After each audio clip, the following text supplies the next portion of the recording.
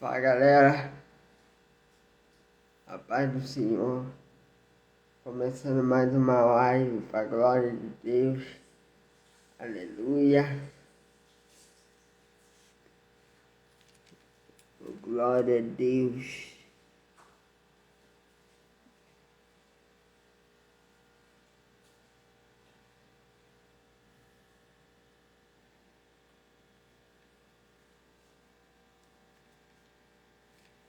glória a Deus, aleluia, a paz do Senhor, a paz do Senhor a todos que estão entrando, aleluia, louvado seja Deus, glória a Deus, compartilhar aqui, e aí vamos começar.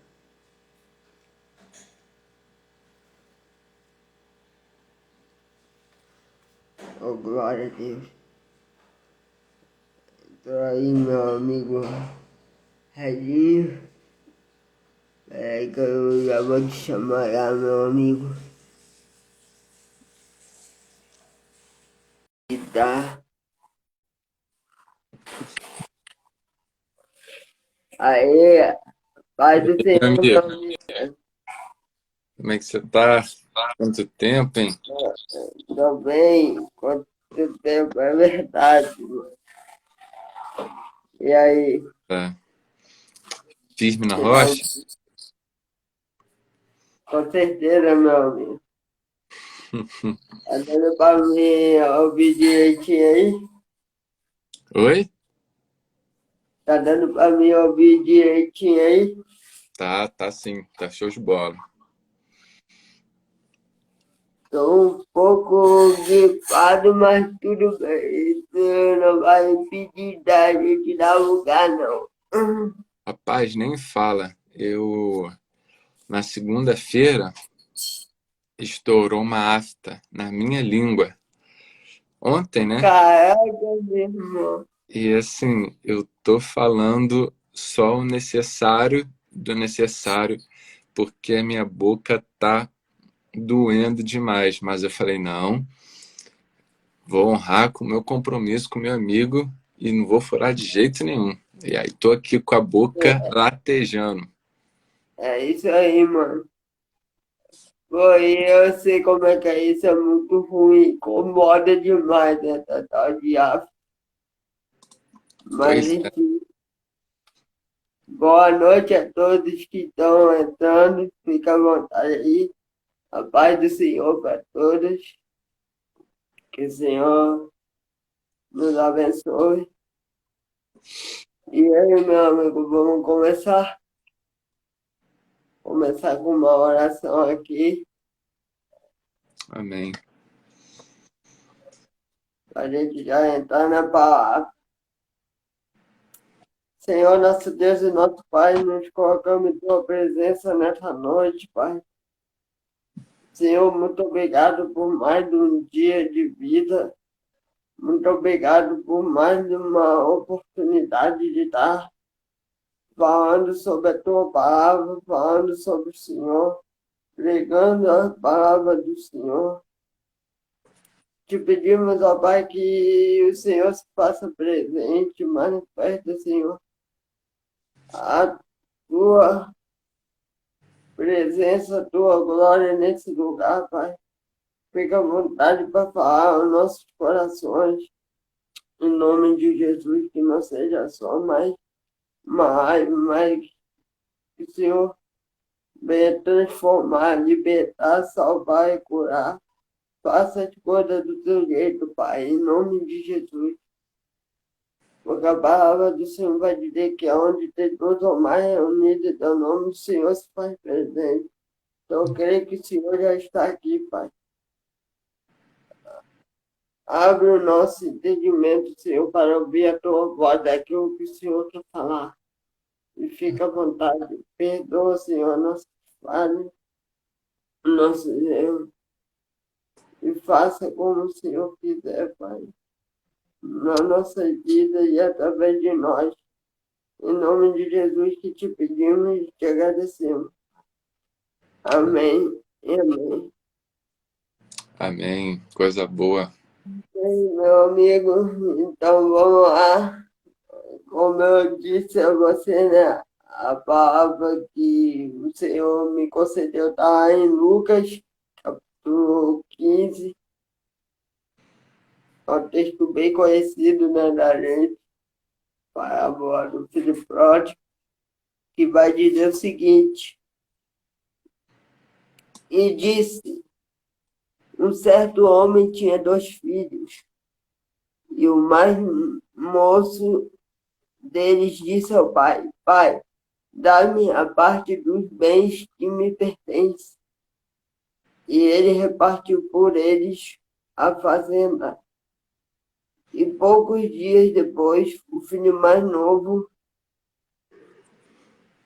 ajudando tudo, partiu para uma terra longínqua e ali desperdiçou os seus bens, vivendo dissolutamente. E havendo ele já gasto tudo, houve naquela terra uma grande fome e começou a padecer necessidades.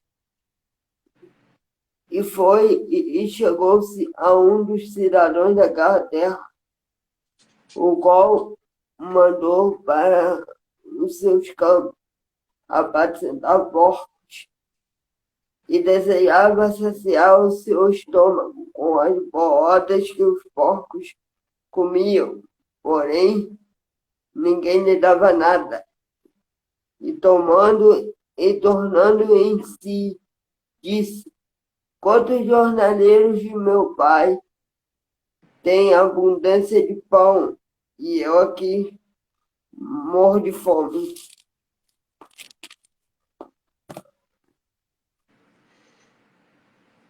Levantar-me-ei e irei ter com meu pai, e dir-lhe-ei: Pai, pequei contra o céu e perante ti, já não sou digno de ser chamado teu filho.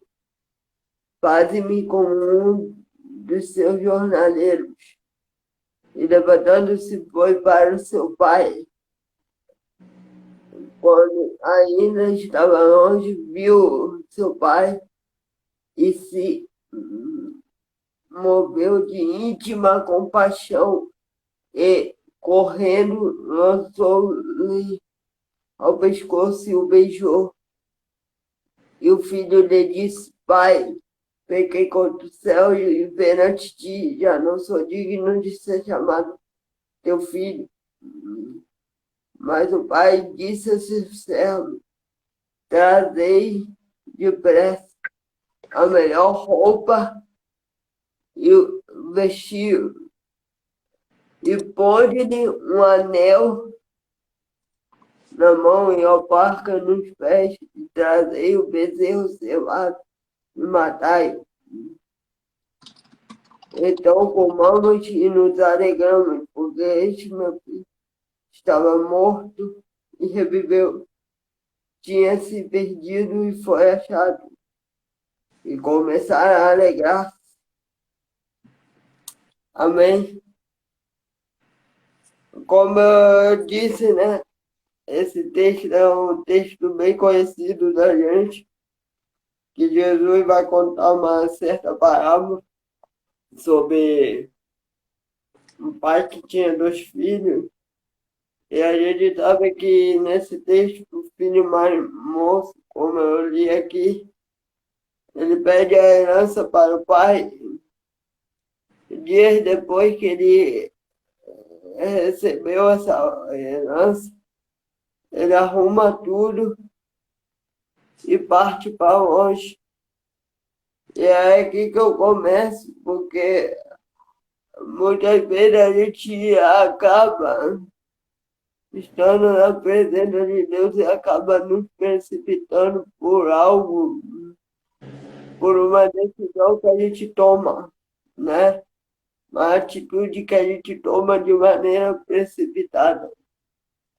Ou seja, porque aquele filho, a gente vê que além de ser o mais novo, pela atitude que ele tomou. Ele não tinha maturidade, muita maturidade, porque a herança, né, que o texto fala sobre a herança, ele, a herança a gente sabe que o filho só recebe, só toma posse, né, daquilo que é dos pais, depois que os pais já é morto, né? Já não vive mais. Só que aquele filho toma uma atitude precipitada e quer aquilo que naquela hora não é para ele ter. E quantos de nós já fizemos algo assim, que a gente queria algo que parecia até bom para a gente naquele momento, e a gente poderia até receber, né? Só que não era o tempo. E Deus ele fala muito sobre isso, né? Sobre a questão do tempo, sobre a espera, porque a gente, como seres humanos, costuma fazer tudo,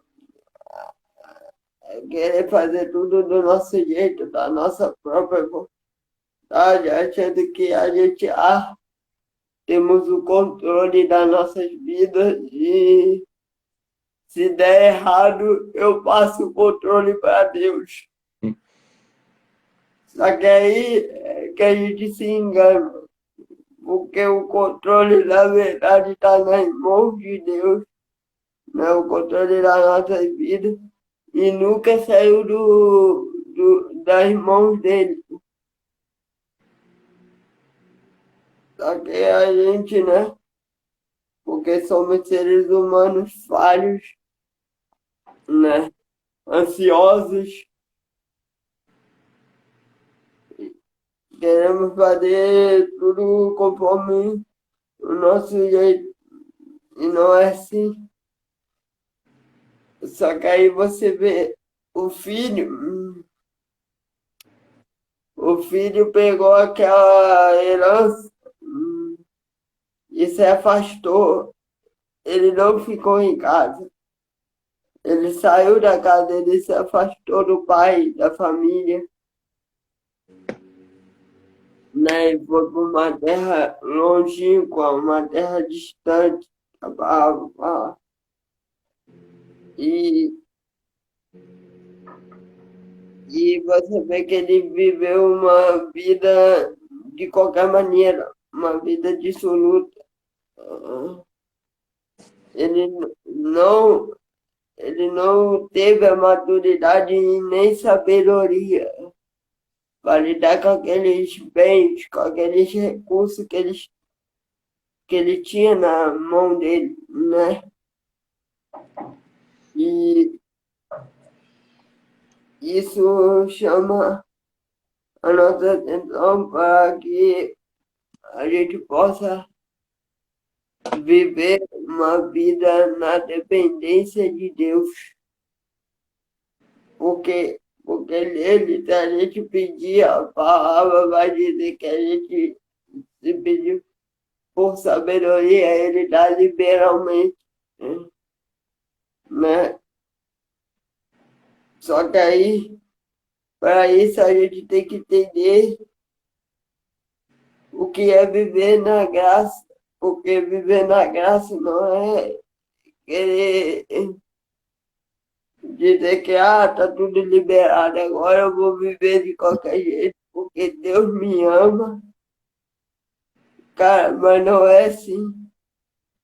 Eu, esse dia, participei de uma live de um amigo meu e falei sobre isso também, porque viver na graça é viver, é entender, né? Que eu vivo na dependência de Deus.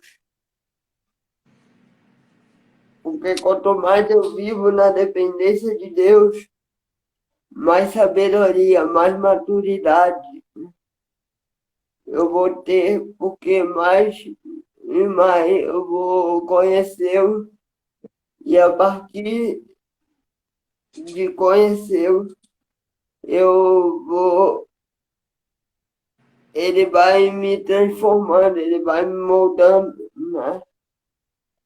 E eu acho interessante que o pai, nessa parábola, ele, ele atende o pedido daquele filho, só que ele não impede que aquele filho vá embora.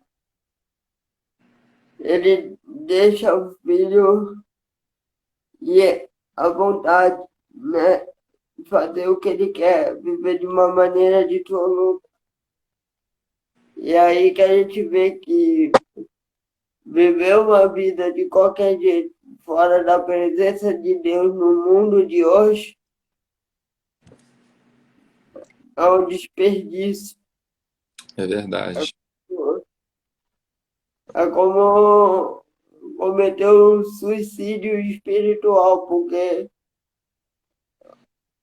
cara, você, além de desperdiçar tudo que você tem, você fica naquela ilusão de querer juntar as coisas, de querer juntar recursos materiais daquela coisa toda, ou pegar recursos para gastar em farra, em um monte de coisa assim. Só que são coisas passageiras e ilusórias que depois que acaba, você vê que você não tem mais nada. Você não tem mais nada porque você viveu de uma maneira dissoluta, uma maneira que te faz desperdiçar, né, até a sua vida, até as suas energias. Porque, querendo ou não, depois que você perde tudo, você fica cansado, com a alma cansada, porque a alma não é preenchida, não se satisfaz com aquilo, É verdade. Não né? sei se eu vou te interromper aí, mas se você quiser. Pode falar, depois eu continuo. Não quero atrapalhar seu raciocínio aí, não. Mas eu gosto muito desse texto, né? Quando você falou que Deus tinha colocado no Eu, chão, eu também, mano. É esse um texto. texto muito profundo. E, inclusive, se eu não me engano, se não foi a penúltima, acho que foi a penúltima vez que eu preguei em Betel, eu, eu abordei esse texto, né? Da parábola do filho pródigo. Ele me chama a atenção. Ele tem vários ensinamentos, esse texto. Você consegue, cada vez que você lê, você destaca um aprendizado, algo diferente que chama atenção. E uma das que, na oportunidade, né, que eu preguei lá, uma que talvez me chamou muita atenção foram as coisas que o pai dá quando o filho volta, né? O texto ele diz que quando o filho se arrepende, volta e pede para ser recebido na casa do pai, o pai o recebe com um anel, o recebe com um calçado e com novas vestes, né? E é interessante porque eu não lembro qual é o pastor que costuma falar, acho que é o Luciano Subirá, ele fala que Deus, ele sempre quando a gente quer ver a forma que Deus trabalha, a forma que Deus pensa, a gente vai perceber um padrão de comportamento de Deus. Então, se a gente vê em diversas situações Deus trabalhando, ensinando de uma forma, é porque existe um padrão de comportamento de Deus ali. E quando a gente percebe isso, a gente vê que o pai dá um anel que representava essa autoridade familiar, ele dá o calçado para diferenciá-lo, que agora ele não era mais um escravo, agora ele era recebido como filho, Mas o que mais me chama a atenção é justamente o fato dele dar novas vestes. E Marquinhos, quando a gente fala de novas vestes, a gente precisa relacionar com um novo padrão de vida, novo comportamento. Porque Sim, quando a gente volta para a casa do Pai, a gente precisa saber que roupas que nos vestiam agora não nos servem mais. Agora quando a gente vê lá Moisés se preparando para subir no monte, Deus fala com ele: olha, manda o povo colocar vestes limpas, vestes novas. Então, vestes na Bíblia diz muito a respeito ao comportamento, à integridade de coração. E a gente vê que Deus está falando, que Jesus está ensinando através dessa parábola, falar: olha, eu te recebo como filho. Você agora não é mais escravo, você tem uma paternidade, você tem uma filiação. Mas existem coisas que a partir de agora já não cabem na sua vida, existem comportamentos que a partir de agora já não te cabem mais, existem lugares que antes você, como afastado, pisava e que agora já não cabem mais na sua vida. Então, Deus faz tudo por completo. Ele dá autoridade, ele te tira a orfandade e te dá uma paternidade, mas ele também fala: agora existe um padrão de comportamento e um padrão de, de vida que eu tenho para te dar, né? é verdade. E você falou sobre o anel, né? No dedo. Me chamou muita atenção, não só essa questão de autoridade que você falou, mas me veio no meu coração, né, essa tarde que eu estava lendo esse texto, sobre aliança. É, Esse anel, né, fazendo uma analogia, né, da aliança, porque a gente sabe que o nosso Deus é um Deus de aliança, né? E você vê que quando o filho, ele antes de sair de casa, ele tem uma vida de relacionamento com o pai, relacionamento com o irmão, com os empregados, né? A Bíblia não diz isso, mas a gente pode imaginar que sim, né? Feliz. Então, eu vejo que a questão dos nossos relacionamentos, seja familiar, seja marido e mulher, seja entre amigos, ou pai e filho, é, o nosso relacionamento envolve essa questão da aliança, né? Porque aquele relacionamento com as pessoas que a gente é mais íntima, né? Seja amizade ao nosso pai ou os cônjuges, né?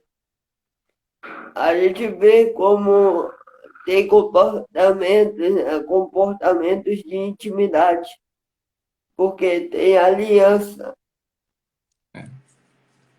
né? é verdade.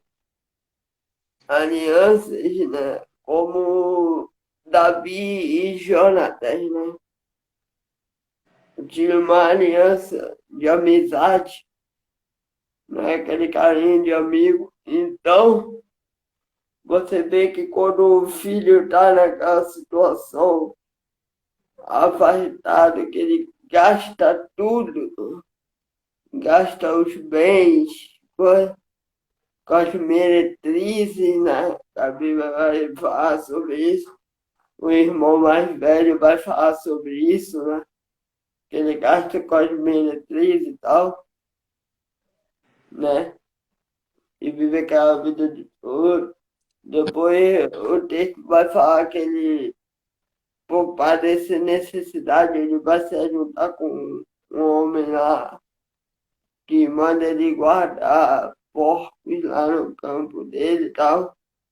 Então você vê que a vida, quando o filho mais novo quebra essa aliança com o pai, que sai de casa, né? Quebra essa aliança com a família, não?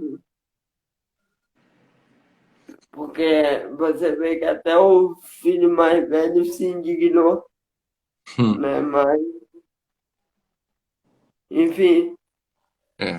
O- aí você, aí você vê que quando o filho volta, é aquilo que você falou, é uma nova vida, uma nova, não, uma nova, um novo tipo de comportamento. Porque o pai, além de dar uma nova veste, põe anel no dedo e sandália nos pés, ele E tá Martim, restaurando a aliança que é, eles tinham perdido. acho que tá dando erro. Deixa eu botar o fone para melhorar. Ou não? Beleza? Acho que parou. Não, vai, pode falar aí. Mas então, o que eu ia falar é que lá no começo, quando ele sai de casa, né, ele junta a parte da herança que cabia a ele, ele gasta tudo e por fim o texto vai dizer que ele sente fome, que existiu uma escassez e por causa da fome que ele sentiu, aí ele se lembra do seu pai. Sim, E isso é muito interessante porque quando ele volta para a casa do pai, o pai ele não dá primeiro o novilho, né? O pai tinha um novilho para matar a fome dele, mas se o pai sim, tivesse dado de primeira aquele novilho para ele por conta de uma necessidade física que o filho sentiu, ele só estaria sendo um pai mimado. Mas aí a gente sabe que não é assim que Deus faz, né? Ele tinha um novilho para dar, ele tinha aquilo sim, que ia saciar a falta que aquele filho tinha, aquilo que o filho dele desejava, queria satisfazer a fome dele, mas ele fala: não, primeiro eu tenho coisas mais importantes para tratar com você. E aí, depois que ele dá, né, todas aquelas coisas que a gente conversou aqui, o anel, as vestes novas, o calçado novo, aí ele fala: agora, filho, tem um novilho para você. E aí ele vem e satisfaz aquele filho. Eu me lembro muito desse texto, até mesmo com a mulher Ciro Fenícia, sabia? Porque lá no versículo 19 que a gente leu, esse cara que já foi filho, que morava com o pai, agora ele está falando assim: eu já não sou digno de ser chamado teu filho, e trata-me como um de seus trabalhadores. Ah, e é mais ou menos como aquela mulher falou, né? sim, Olha, eu não quero roubar a comida dos filhos, mas até mesmo os cachorrinhos se alimentam das sobras que caem. E aquele homem ele estava tão submerso no pecado que ele já não se reconhece mais como filho e ele se satisfaz em viver de farelo, em viver de sobra, em viver de resto. E isso, cara, mexe muito comigo, porque quantas pessoas já por conta de se desviarem, de viver outras coisas, agora elas não conseguem se enxergar como filho, e elas ficam pedindo ou se contentando com sobras de Deus, com restos, né? Isso me chama muita atenção também. amigo, nessa parábola, eu vi hoje, né? Lendo essa parábola, eu vi que os dois filhos nessa parábola, tanto o mais novo quanto o mais velho, eles, eles de alguma maneira, assim, perdem a identidade, porque eles não se reconhecem como filhos. Um, porque saiu, cometeu um monte de coisas erradas, cometeu um monte de pecados, porque a gente sabe que o pecado é a principal coisa que nos afasta de Deus, que rompe a nossa aliança, nosso relacionamento com Deus, é o pecado, né? Isaías 59, se eu não me engano, vai dizer sobre isso. Mas depois que o filho volta, você vê. Ele fala que, ah, eu não sou mais digno de ser chamado teu filho, porque pequei contra ti e pequei contra o céu diante de ti, né? Ou seja, ele não reconhece como filho, mas também aquele filho mais velho, que eu cheguei até não ler aqui, mas de tarde eu li, né? Antes de começar a live, você vê que ele estava no campo, né? Trabalhando com as coisas do pai. E ele, quando volta e vê aquelas danças e ouve aquela música toda, aquele barulho de festa, né? Você vê que ele pergunta o que estava acontecendo e quando dão a resposta a ele, né? Que é o retorno do irmão dele, ele, o filho mais velho, automaticamente se fica indignado com aquilo e não quer entrar mais em casa. Hum. Por quê? Porque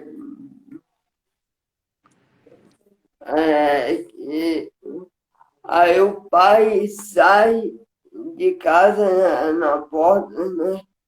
E vai falar com ele, pedindo que ele, né? Aí ele fala que eu já estou há tanto tempo trabalhando para o Senhor sem transgredir um mandamento teu. E o Senhor não me dá um cabrito para me se alegar com meus amigos. Só que eu acho interessante, Regi, que o pai vai falar assim,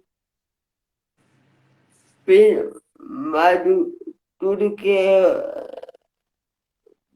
meu é seu, tudo que eu tenho é seu.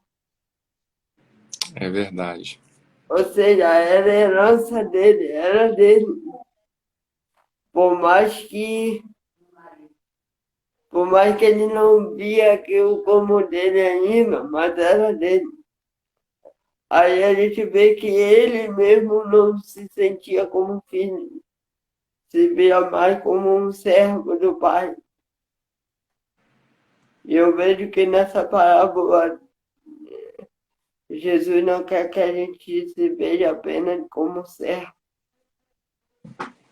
mas sim como filho. É verdade.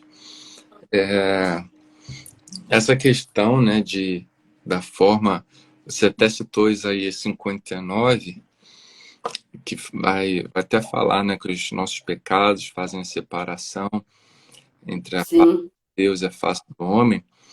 Eu lembro de uma história que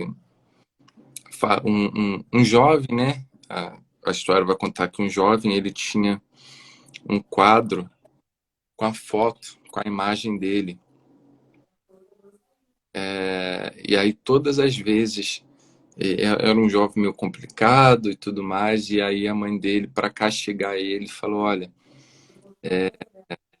todas as vezes que você mentir, você pecar, eu vou fazer um, um, um furinho nesse quadro. E aí ele faz a primeira vez e a mãe dele faz um furinho. E aí ele faz a segunda vez, aí vai fazendo furinho. Enfim, ele vai fazendo, vai cometendo um monte de coisa, vai mentindo para a mãe, fazendo um monte de zona. E a mãe dele só de furinho em furinho. E a moral dessa história é que aquele filho que amava tanto a imagem dele, que amava, né, aquele quadro pendurado lá na parede do quarto dele, ele não se dá conta que cada vez que ele tava vacilando, pecando, mentindo, ele estava destruindo a própria imagem dele. Chega num ponto que ele já tinha vacilado tanto com a mãe dele que ele já não conseguia reconhecer a imagem dele naquele quadro. É Sim, interessante justamente isso que acontece com aquele filho, né? Ele preenche o coração dele com tanta coisa que ele já não consegue mais se reconhecer quem ele é. sim, é verdade, porque você vê que por mais que saiu e voltou, não o Cai. reconheceu como um filho, mas ele ia trabalhar para o pai.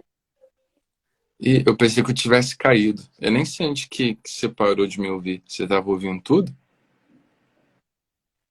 É porque para mim. Eu nem percebi, eu vou perceber depois que tinha parado, mas tudo bem. Mas vai lá, vai lá. É que a gente vê, né, essa questão aí que você falou, que cada vez que a gente erra, comete um pecado, um deslize, a gente vai denegrindo, né, vai afetando a nossa própria imagem, é o ponto da gente não nos reconhecer mais. E sabe, Marquinhos, uma das grandes questões da nossa geração hoje são pessoas tentando definir a sua identidade. A gente vê que cada hora é alguém que se identifica como isso, se identifica como aquilo, não se vê dessa forma hoje, se vê dessa forma amanhã. E a É tendência é que cada verdade, vez mais as pessoas busquem tentar se identificar, mas a verdade é que só existe uma identificação. É quando Jesus pergunta lá para os discípulos dele: E vocês, quem dizem que eu sou? E aí Pedro é o único que responde, fala: Olha, tu és o Cristo. E quando ele olha para Jesus e reconhece Jesus como Cristo, Pedro recebe a sua identidade. Pedro é reconhecido agora por Jesus como a pedra, né? Então, pois enquanto é, continuar olhando mesmo para as coisas desse mundo, buscando uma identidade, a gente vai continuar tendo aí 1 milhão de identificações e sem perceber que a verdadeira identidade, o sentido da vida, o propósito está em Deus, está em Jesus, né? é verdade, meu amigo. E você vê que essa questão do pecado não é Deus que se afasta de nós, mas é nós que nos afastamos dele. Porque Deus sempre vai querer de nós um relacionamento, uma intimidade. Você vê que quando ele cria o homem lá no jardim do Éden, o homem e a mulher, a Bíblia fala que ele criou o homem e a mulher a semelhança e a imagem dele. Ou seja, ele colocou a identidade dele, né? Formou formou a gente e criou a gente baseado naquilo que ele é, né? A semelhança dele. Então é como você falou, quanto mais a gente reconhece quem Cristo é, a gente vai saber quem nós somos. É E nós não vamos querer é, viver uma vida distante de Deus, uma vida no pecado. É. Porque Esse Pode falar. porque a gente vai reconhecer, né? Vai reconhecer a nossa identidade nele. Esse, esse texto, ele é tão atual, né? Que ele tem um outro ensinamento muito rico também, que é lá no versículo 17. Ele fala assim: então, caindo em si, disse: quantos trabalhadores meu pai tem pão com fartura e eu que morro de fome? O que talvez a chave dessa mudança de vida desse filho pródigo foi o cair em si. A Bíblia vai dizer, os profetas vão dizer que João Batista foi aquele que preparou o caminho para a vinda de Jesus. O que João Batista pregava era o arrependimento. Então a gente só consegue reconhecer que a gente precisa de Jesus na nossa vida se a gente olha para a gente fala, e cai em si e fala, cara, a minha vida não tem sentido, eu preciso de ajuda, eu preciso. Só que o que o mundo de hoje tenta vender para a gente, para a juventude, para a igreja, é de que meu corpo, minhas regras, eu faço acontecer, eu sou autossuficiente. Então a gente vê que o arrependimento foi a porta de saída da vida daquele filho da posição que ele estava. Ele cai em si, ele fala, eu preciso voltar, eu preciso sair daqui, ele reconhece e ele toma uma decisão. Então tudo parte do arrependimento. Sem o arrependimento, né, sem o convencimento do Espírito Santo do pecado, de que a gente está na lama, de que o caminho que a gente está não são os caminhos de Deus, é aí que a gente começa a abrir a porta para essa nova filiação, para essa nova paternidade, né? É como a questão de ir ao médico. Primeiro o médico dá a você um monte de exame, né, Hum, para fazer, você faz, e tá lá, você descobre que você tem uma doença, vamos dizer, dengue, por exemplo. Você identifica primeiro a doença, e depois que a doença é identificada, o médico vai te receitar um remédio para você combater aquela doença e ser curado, né? E é assim com Deus. Primeiro ele nos mostra onde que nós estamos errando. Ele nos confronta para depois ele vir com a cura, com a restauração. o problema, né, Marquinhos, é que a gente vive uma síndrome de Naamã, né? Naamã era um comandante de exército e ele vestia muitas armaduras. Só que por debaixo daquela armadura, daquela posição de um guerreiro, de conquistador, de comandante, existia um monte de doenças, existia um monte de feridas. Só que ele não podia expor, ele precisava se manter como uma posição de um comandante, de um homem reto, de um homem poderoso, de um homem sem falhas, sem fragilidade. E é interessante que para existir a cura na vida dele, primeiro ele precisa tirar e arrancar a armadura, né?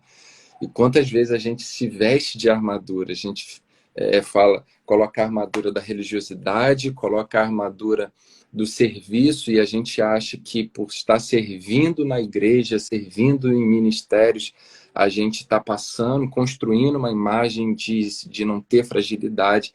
E a gente sabe uma ferida abafada, a tendência dela é sempre piorar, é causar inflamação.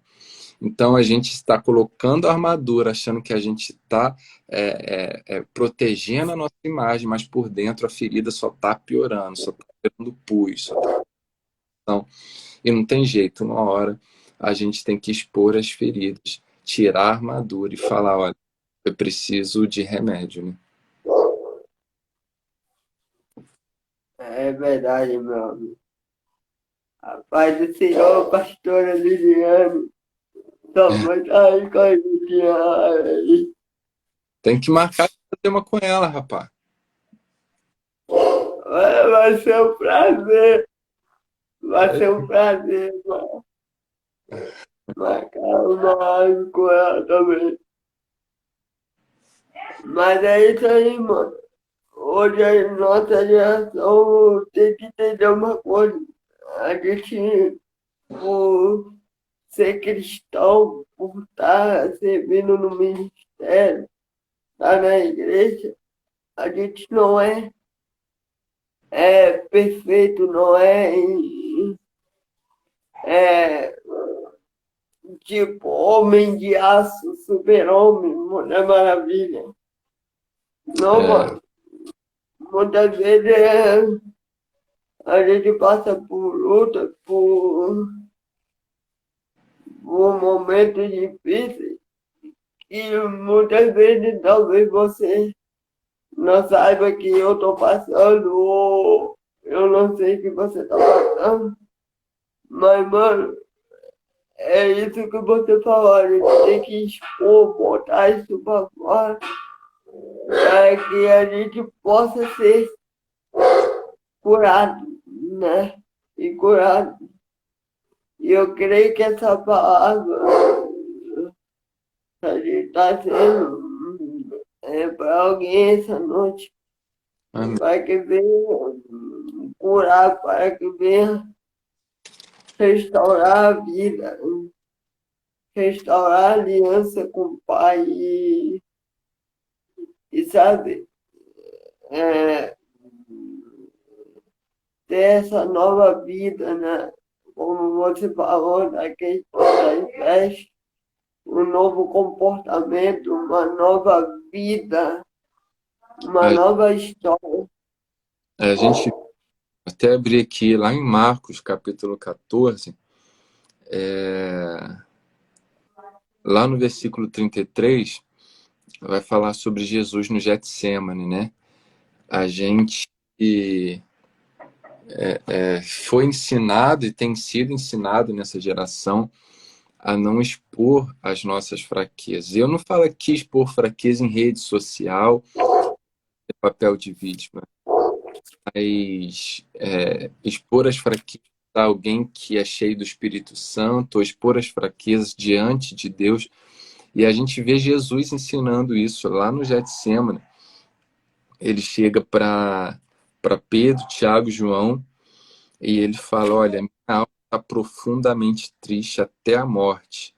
E ele começa a falar, olha, vigia comigo, ora comigo, eu estou aflito, eu estou angustiado, eu estou com medo do que vai acontecer. E é Jesus pedindo para que os seus discípulos intercedessem por ele, orassem por ele, fossem sustento para ele durante aquele momento de aflição, de ansiedade, de ansiedade não, mas de temor daquilo que ia acontecer. O texto vai chegar a Sim, dizer que ele transpira sangue, né? Então, que demonstra é verdade. ali pedindo que seus irmãos, as pessoas que estavam do lado dele, intercedessem junto com ele. Ele se coloca numa posição de assume a sua humanidade, né? E fala, olha, eu preciso que vocês vigiem comigo e orem comigo nesse momento de aflição.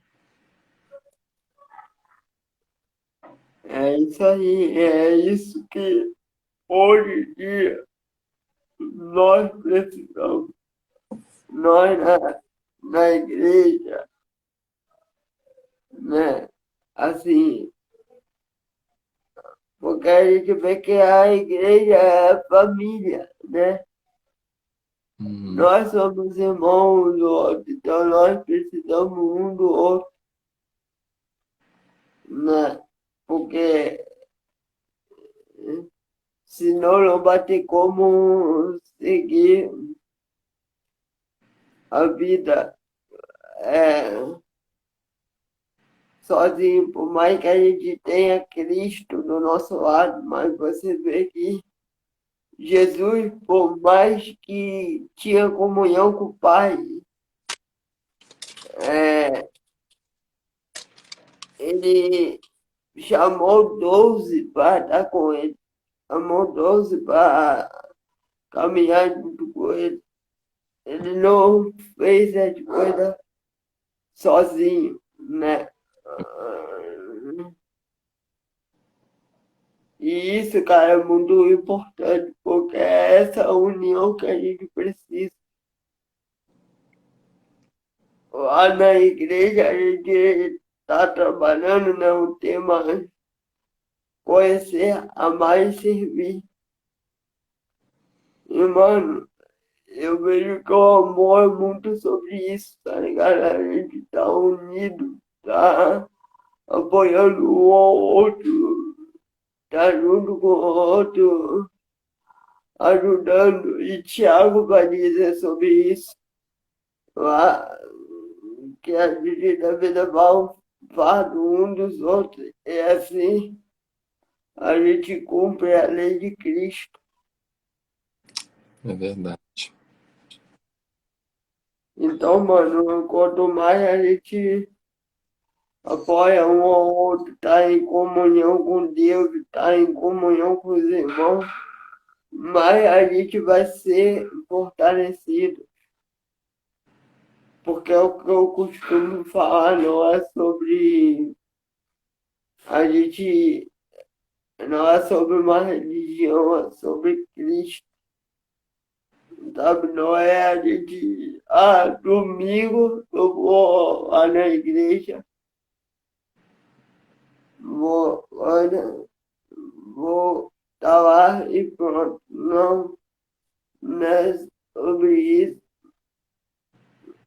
mas a gente está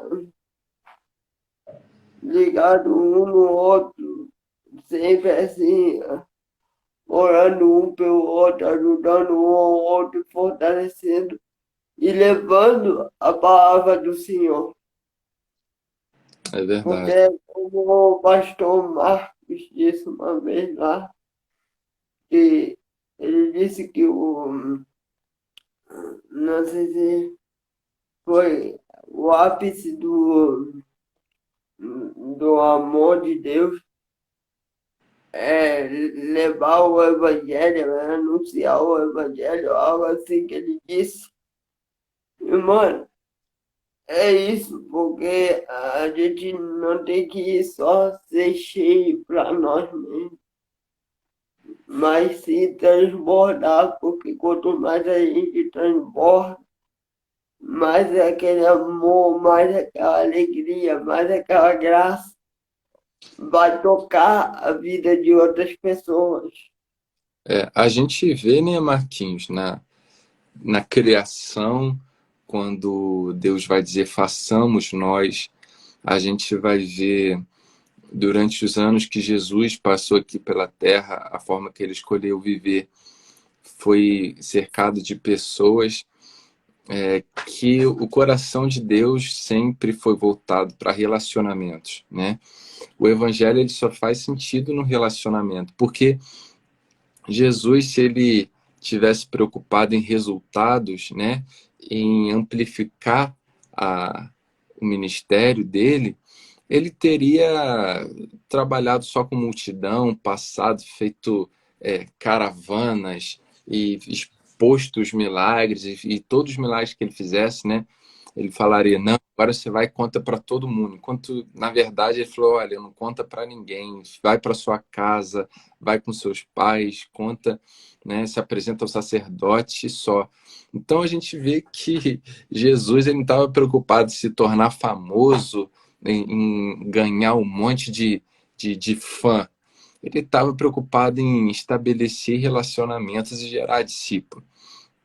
Então, o fundamento da, do Evangelho de Cristo é o relacionamento, é o discipulado. Eu tenho trabalhado muito isso lá na célula, sabe? A questão do discipulado, da questão de caminhar junto. E é interessante, Marquinhos, tenho visto cada vez mais forte isso, que a gente gera muito mais relacionamento fora do ambiente de culto ou de estudo do que necessariamente nesses encontros, né? Eu tenho investido muito tempo com os meus discípulos na mesa, ou às vezes num café, num jantar, e essas horas que eu tenho com essas pessoas tem tido muito mais resultado, tem sido um tempo de muito mais qualidade do que passar uma hora e meia ensinando a palavra. Porque na mesa a gente sai desse ambiente de palco e telespectador, né? Ali, quando a gente está na mesa, a gente é ouvido e a gente é ouvinte. Ali a pessoa, ela sabe que você está se expondo, você está se tornando acessível, você está se tornando vulnerável, e os relacionamentos, eles têm sido muito mais fortes, sabe? Do que quando eu trago um estudo, trago um ensinamento, trago uma palavra, uma pregação. Pois é isso aí, mano. É sobre isso aí que a gente tem que é, enfatizar, colocar mais, sabe?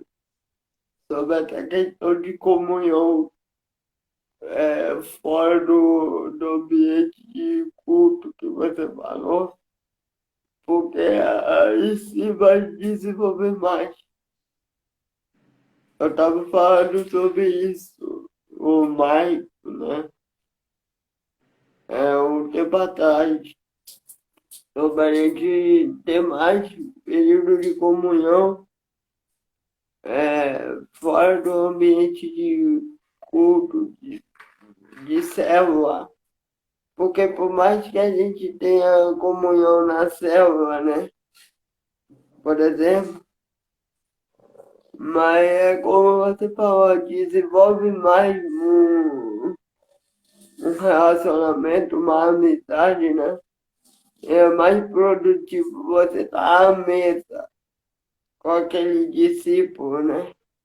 Vamos colocar assim, do que no ambiente mesmo de culto, de adoração, de estudo. Porque aí, nesse ambiente, você vai entregar a adoração, né, a Deus, vai expor tudo aquilo que está no seu secreto com Deus ali e vai receber mais da palavra. Então, é o que a gente deve focar mais num relacionamento para que a gente possa se fortalecer um ao outro, né? É isso aí, mano. E quanto mais a gente conhece um ao outro, mais a gente ama, né? Porque Jesus vai falar o seguinte: vocês serão conhecidos como meus discípulos, né? Amando uns aos outros. Só que para amar, a gente precisa conhecer. Então, esse ambiente aí que você falou, né, sobre discipular mesmo, é perfeito para isso. Para poder conhecer, para poder gerar intimidade. A gente vê lá em 1 Coríntios, deixa eu ver aqui, ó, 11:28, né?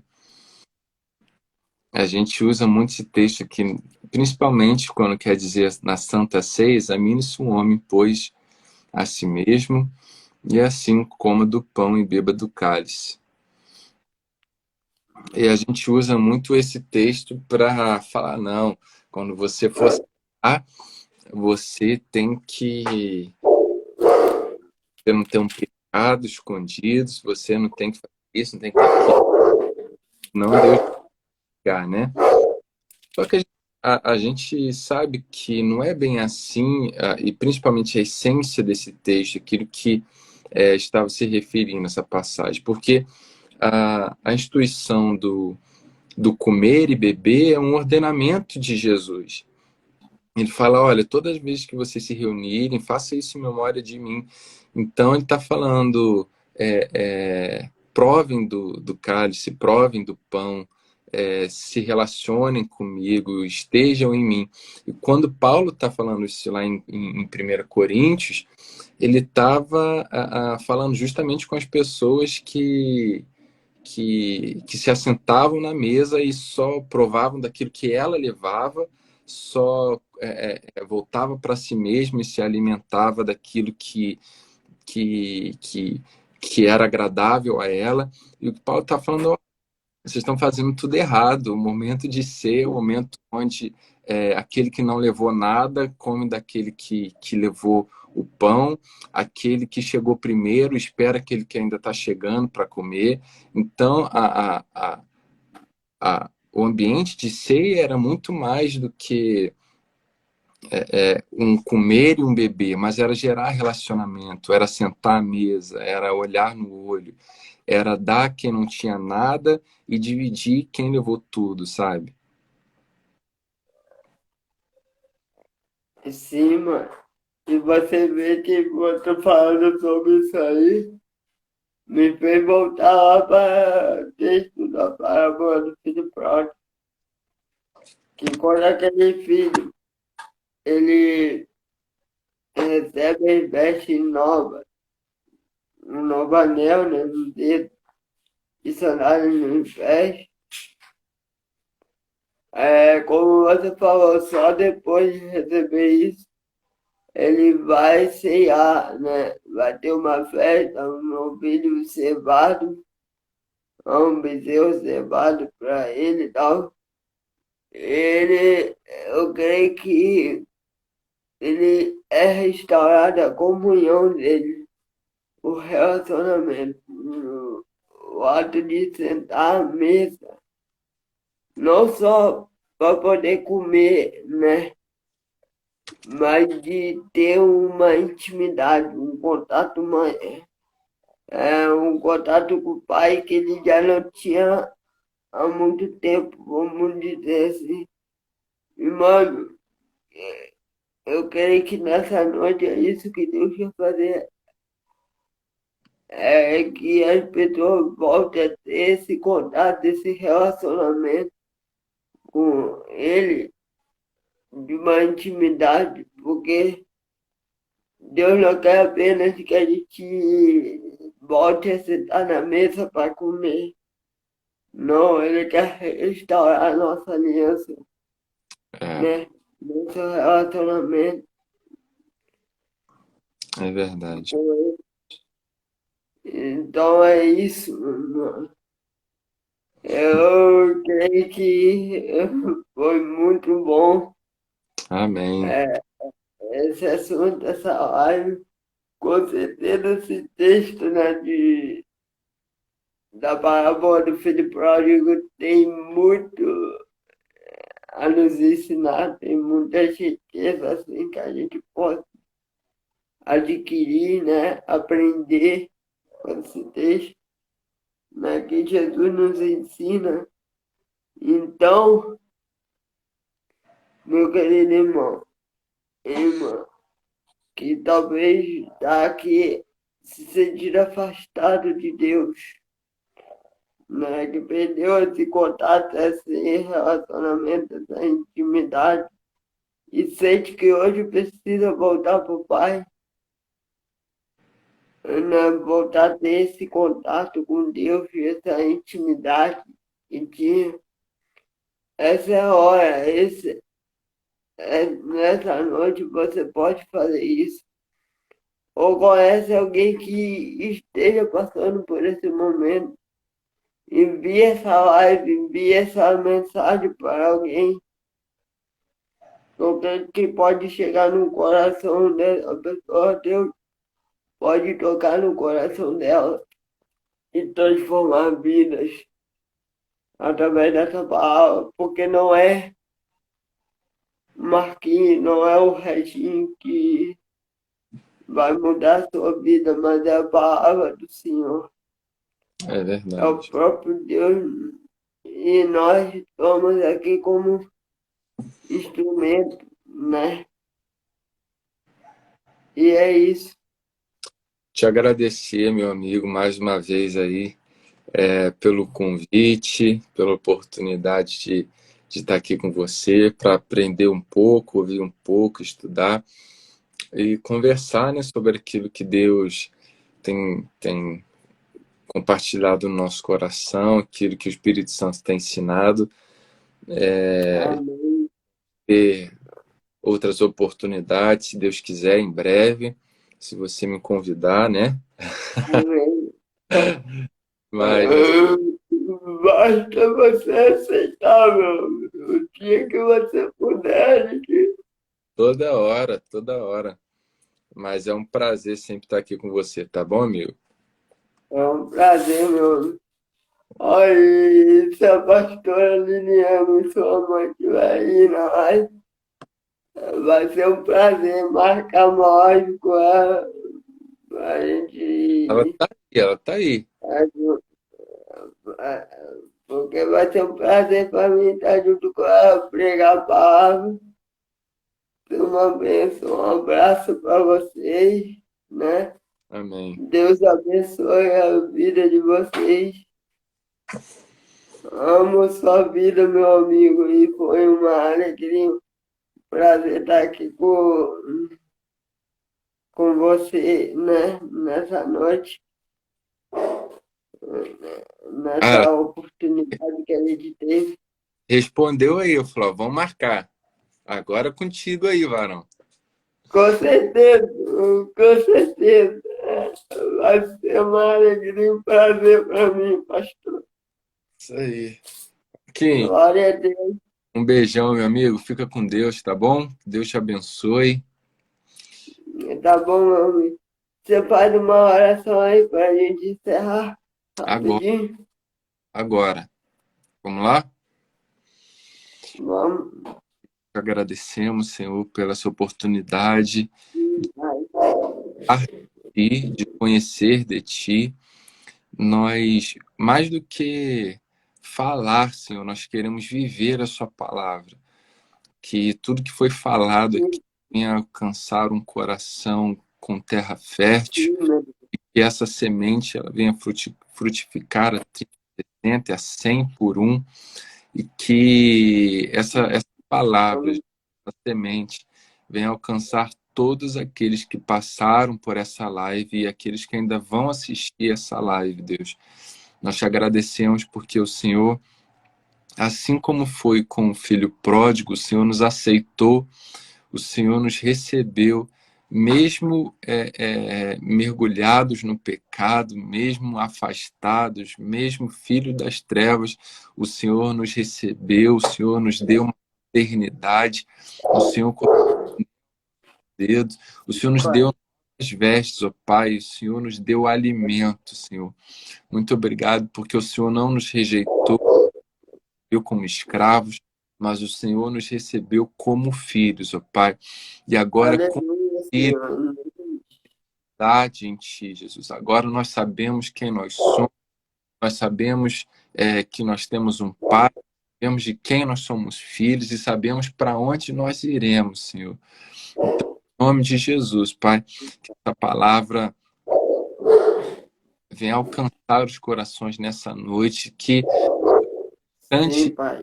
dessa noite o Senhor venha estar tendo coração, trazendo revelação, trazendo novidade. É o que nós te pedimos. Te Sim, agradecemos em nome de Jesus. Pai. Amém. Tamo junto. Valeu, meu amigo. Tamo junto. Um abraço. Abraço. Fica com Deus. Até a próxima. Amém. Amém. Amém.